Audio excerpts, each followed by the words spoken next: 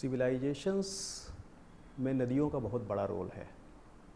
In fact civilizations come and civilizations go, civilizations rise and civilizations fall, but the river flows on, the Ganga flows on. In fact, when we talk about civilization historically, then the earliest civilization in India we found about Indus Valley civilization or Harappan civilization, and we don't know what was the cause of their demise, whatever be it, drought, flood, but for an invasion also. But when they shifted eastward, they made their abode in the Ganga basin, and since then the civilizations in Ganga Valley have been thriving for over 5,000, 6,000, 7,000 years ago. In fact, when we see it in a time series, then we see the Ram Rajya, Ayodhya, it is in the Ganga basin on the bank of Saryu, or Hastinapur on the banks of river Ganga. The powerful kingdom, earliest kingdoms like the Kashi kingdom or Kannauj, each of the earliest Indian powerful kingdoms thrived in the valley of Ganga only. In fact, we find out the evidence of the earliest democracy also on the banks of Ganga. You may have heard about the Vaishali Mahajanpadas. These are the earliest documented evidence about democracy in the world, whole world, and it is near modern day Hajipur, that is on the banks of Ganga. So there is a great connect between civilizations and the river. But when we talk about population, so we can say that around 40% of the population of India live on the banks of or in the vicinity of river Ganga. In fact, the Ganga basin covers 11 states, 46 major cities. Populations are thriving, populations are finding their livelihood in the Ganga river basin, and in different forms, like you can say fishing, agriculture, horticulture.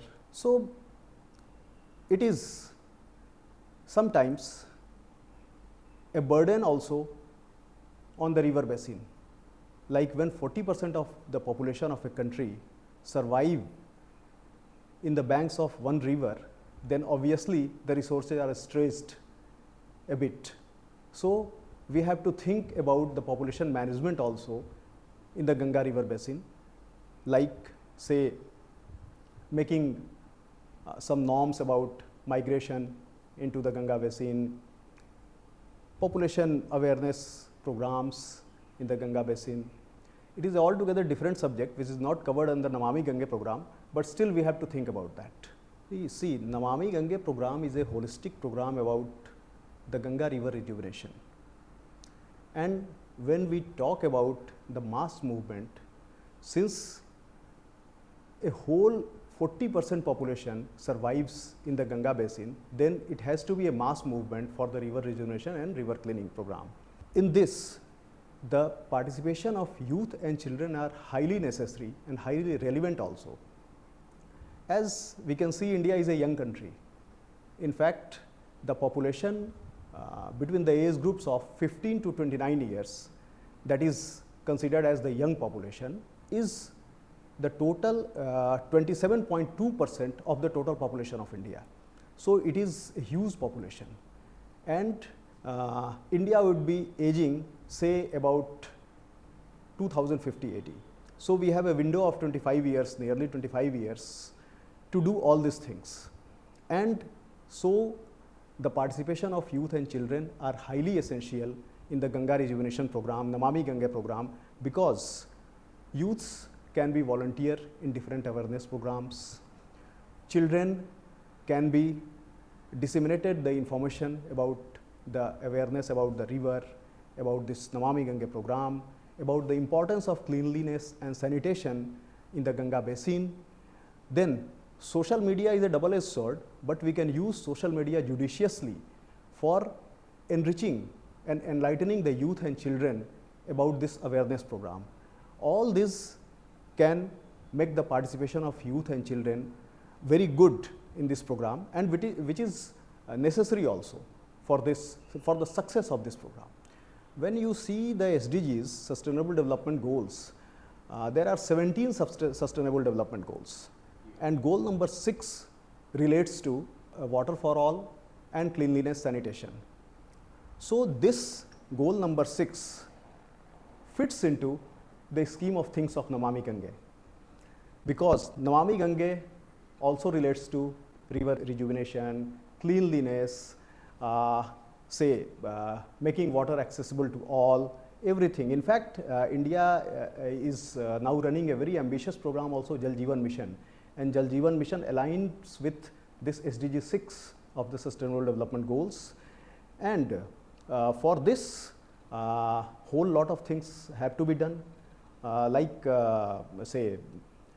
cleanliness is one thing, river rejuvenation is one thing, but afforestation, preservation of biodiversity, then making the river pollution free, then riverfront development, solid waste management, sewage treatment plants, all these things have to be done to make this program a success and to achieve the SDG 6 for India. Earlier, so many plans were made, like say Yamuna Action Plan or Ganga Action Plan, but they were targeted for a specific thing, like say making sewage treatment plants, STPs. But this is not the case. We have to involve the local community if we want the program to be a success, because it is the local community who is the ultimate stakeholder for the whole Ganga basin. And Namami Gange program is an integrated program which envisages the involvement of local community also. Like IIPA is also doing one component of this Namami Gange program, that is capacity building for stakeholders under Namami Gange program. In Ganga basin, involving the local communities, the sadhu sant, or say teachers, officers. In fact, every district in Ganga basin has now a district action committee which is chaired by the district magistrate itself, and which involves the representatives of the local community also from different say professions, different communities. All these things are making the local population hugely involved in this program, and which is very necessary also for the success of the program, because ultimately the local community is the beneficiary for the program. It is the local community which is responsible also for the problems, but now they are slowly becoming aware about the importance of this program, importance of pollution free environment, importance of river rejuvenation, because their whole livelihood depends upon river Ganga in the Ganga basin. So now they are realizing all these things, important things, and they are becoming more and more involved in this program wholeheartedly.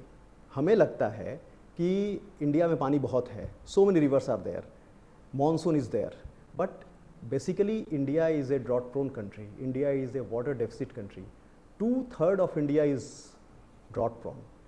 हमारे यहाँ अकाल सूखा frequently आते हैं. It is a very common phenomenon. The whole of central India, or say parts of western India or parts of south central India are water deficient. इस scenario में integrated river management plan is very relevant.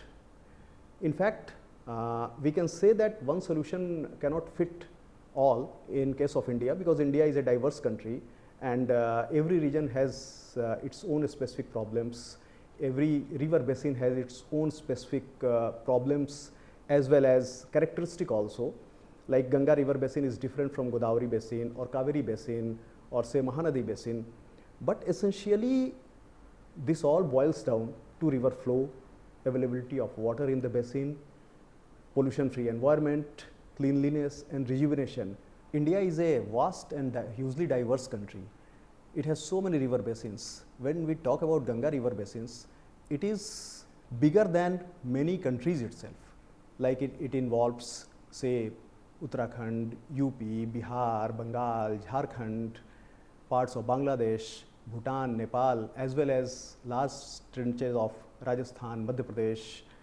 In fact, so many rivers flow from south also, like Chambal, Betwa, Ken, Son into Ganga. So Ganga river basin whatever best practices is happening in say Namami Gange program may be replicated in say Kaveri basin also, Godavari basin also. The data collected in those river basins can be shared with Namami Gange program, and some of the best practices what has been happening there say in Kaveri basin program or Godavari basin program can be replicated in Namami Gange program also. In fact, earlier there was a thought of making a national water grid and interlinking the rivers in whole of India. It is a very good idea, but due to say huge cost involved and political compulsions, this project could not see the light of the day. But there is a need to revive this project, because as we were earlier discussing that India is a water deficit country. 2/3 of India is water deficient, which is frequented by droughts, etc. And many parts of India is frequented by floods. मेरा जो घर है वो बिहार में है. It is 50 kilometers from Patna, that is Ara, Bhojpur. It is on the banks of river Son, which is a tributary of Ganga. And in fact, only 15 kilometers Ganga is there. And my ancestral village, that is in Chhapra, that is Kutubpur, that is on the banks of Ganga. So Ganga flows from there only. In fact, my childhood memories are very much with Ganga, because we very frequently went to Patna, which is very near. Patna is on the banks of Ganga. Then Varanasi, and we spent our earlier childhood in Varanasi, Patna, near Ganga only. So Ganga has been a huge emotional influence on me. We treat Ganga as mother. We have the memories of Ganga Jal in our homes, and in every puja Ganga Jal is used. We used to say that Ganga Jal is the most holy water in the whole world, and it is never rotten. Even if you store it for say 20 years, 40 years, 50 years, 100 years, it is never rotten. So this is the power of the water of river Ganga. And in fact, from history to mythology, Ganga has a very, very huge emotional connect with India and Indians. We see river Ganga from the times of Mahabharata, when Ganga was the wife of Shantanu, Ganga was the mother of Bhishma, and there are evidences in Hastinapur. Hastinapur is presently in Meerut. It is a tehsil of Meerut, by the side of which Ganga flows there. So we all have very emotionally been influenced by river Ganga since the beginning of our life itself. So Ganga is like our mother.